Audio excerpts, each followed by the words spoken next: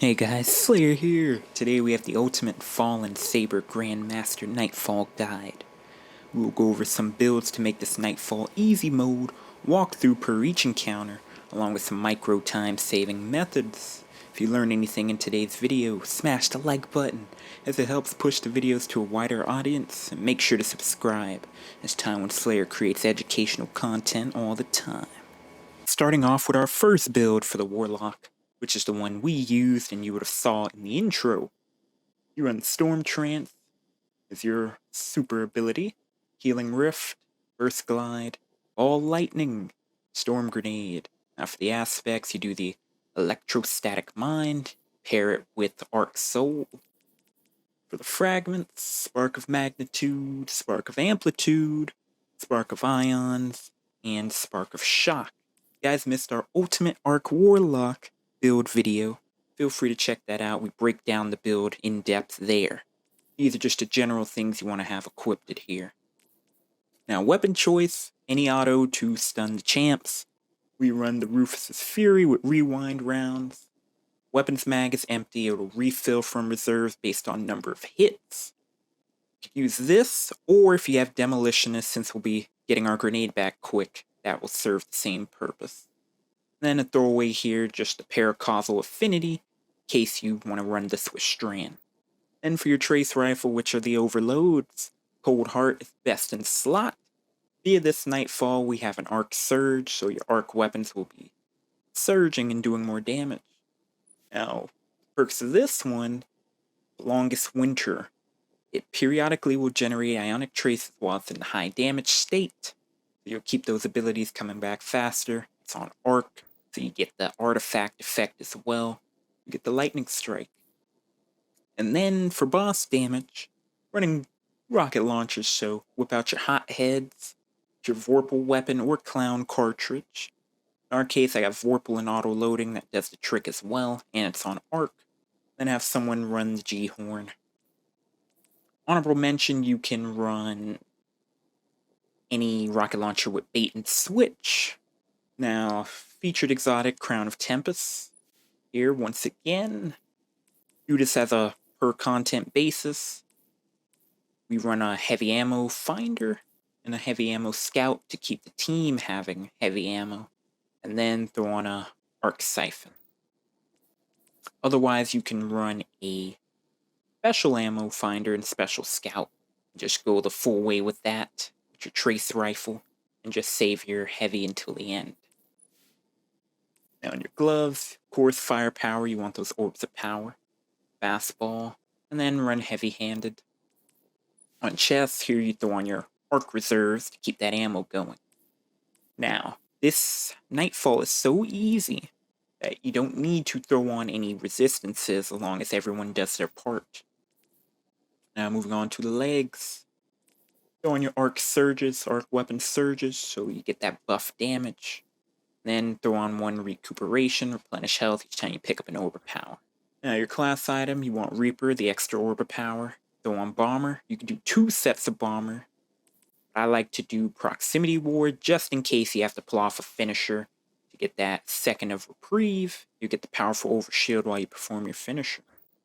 And this is our one-stop shop for the Arc Warlock here. Now this, I recommend this as a top and slot build, especially if you're doing any LFGs. You can just fit into any team with this for this Nightfall. Now Dawnblade Warlock, Well of Radiance, Healing Rift, Burst Glide, Celestial Fire, and Healing Grenade. The aspects you want will be Icarus Dash, you pair it with Touch of Flame. Now for the fragments, Ember of Torches, Ember of Solace, Ember of Searing, and Ember of Benevolence. Now you could switch out Ember of Searing for Ember of Mercy, personal preference. Now the featured exotic is the Phoenix Protocol, and he kills an assist while standing in well will return super energy. Now while you're in the well and below 50% super energy, gained will be reduced by 1.5 for each successive kill, so starting from 10% all the way down to 4%. Run a special ammo finder and a special ammo scout, along with Arc Siphon because we're using the Cold Heart Trace Rifle. For your gloves, firepower if you decide to run a grenade. If not, double up on heavy-handed, then get rid of fastball and throw on a shield break charge. There's options there. Otherwise, use your grenade, go firepower, fastball, and then one heavy-handed.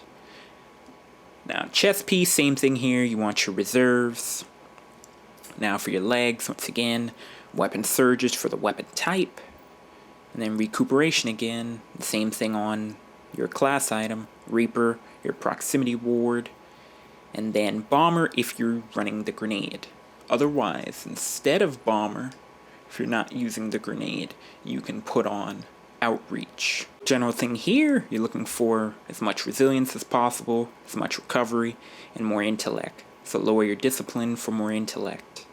Now for the final build, we take ourselves over to the Arc Hunter with Gathering Storm, Gambler's Dodge, Triple Jump, Combination Blow, and the good old Pulse Grenade. Aspects will be Flow State, pair it with Lethal Current.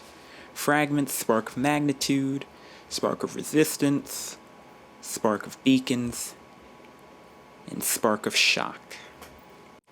Now, featured exotic is this good old Star Eater Scales. Gain additional super energy from orbs of power you pick up. While super energy is full, picking up an orb overcharges your super, causing you to gain a burst of healing when cast, and bonus to super damage. At maximum overcharge, which is up to 4, you get the maximum bonus.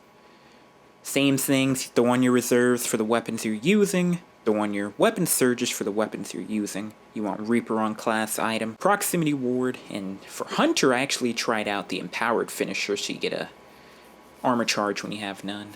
Helmet, same thing. If you're running special, run your special scout, special finder, or heavy scout, heavy finder, and your arc siphon or siphon for your weapon. Here we throw on firepower, momentum transfer, and heavy-handed. Grandmaster Nightfall at a glance. You will face Arc and Void Shields, Barrier and Overloads. It's an Arc threat. When defeated, the Vandals will spawn like a mine. It's overcharge weapons. You have your Arc Surge, your Strand Surge, and Overcharge Fusion Rifle. Now at the beginning, you will get on your Sparrows and proceed to the objective. Now once you're here, kind of stay back a bit until the light flash finishes, or you will die by the Warsat. Now once you get set up, just stand and start transmitting. The ships will start spawning in, so make sure you deal with the turrets immediately, or they will kill you. Now the key here, you can kind of get the percentage up, wait for the enemies to spawn in, and then go back in and out, so you can take it as slow as possible. At each percentage, more enemies will spawn in, then you can hop off of it, reposition, deal with them, and then get back to transmitting the Warsat. Make sure as soon as the enemies drop off, you deal with them, because sometimes the invisible ones will kind of flank you around the side, and that can just ruin the run there. And then eventually, your first overload will spawn in, deal with him. Then 2 ships will start coming in for your opposite side. Now, 2 sets of ships, so 2 sets of turrets to deal with. Make sure you do that immediately. After you get the percentage up to a bit, an anti-barrier will spawn, deal with that one, and keep clearing out the waves of reinforcements. Eventually, you'll run back to the other side, another ship will come in, another turret to destroy, and then it'll be your final overload to take care of. Do make sure you stay back and actually take it slow. This is probably the longest part, but you can take it at your leisure. Don't go up to them and get killed and then your revive's off in a weird spot for your team. Just play it slow and you'll get it done quick and easy. Night Sparrow on through here. Make sure you don't have them up close. They may blow them up for this next section. And then get set up. You proceed through. It's where your Phoenix Protocol comes in. You're going to immediately just well in there. Now typically you wall by this crate, you kind of sit back here, kill them from back there. Make sure you be mindful of the invisible enemies, they'll kind of rush you from the left side and right side and then be right up on you. But proceed with them through here, there's the anti-barrier overload in the back to deal with. If necessary, you move up along either the left hallway or up on the right to get an angle to take care of the anti-barrier. After you get to a certain point, another overload will come in. Them, you have a second of reprieve before you open the vent. Once you open the vent, this will now run you again because you have your Phoenix Protocol. You should have your well back already. You move on to a nice little cheesy spot to deal with these next overloads.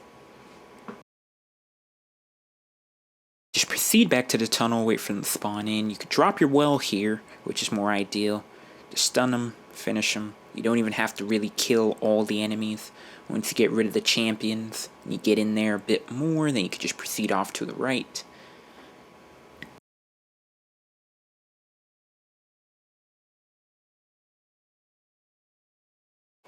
Now once you're here, you have one person kind of step off to the side, make sure they shoot those sniper shanks all the way at the other end. Have one person grab the ball, make sure you call it out so your team will know they're spawning in. You work here, kind of clear them out. While someone watches their back, they deposit it, you kill that last wave, and then you proceed on through. Now if you're quick enough, it'll just be one wave, and this will be a nice time safe spot. Now your warlock with the good old crown of Tempest, Storm Trance. Give your call out, put down your Arc Soul there, pop your super, just rush in and start shocking everything. Make sure you have your team pull in right behind you so they can stun the champs while you just keep shocking everything. Then get ready for the next waves, kind of throw a storm grenade through the door, and just kill them all. It's that simple. It's another time save spot. As long as you proceed that way and it's not a standoff, you want to get in first and just keep them inside that room there. And a Thunder Crash for good measure. Now in this instance, the same thing. You just have a well to work with.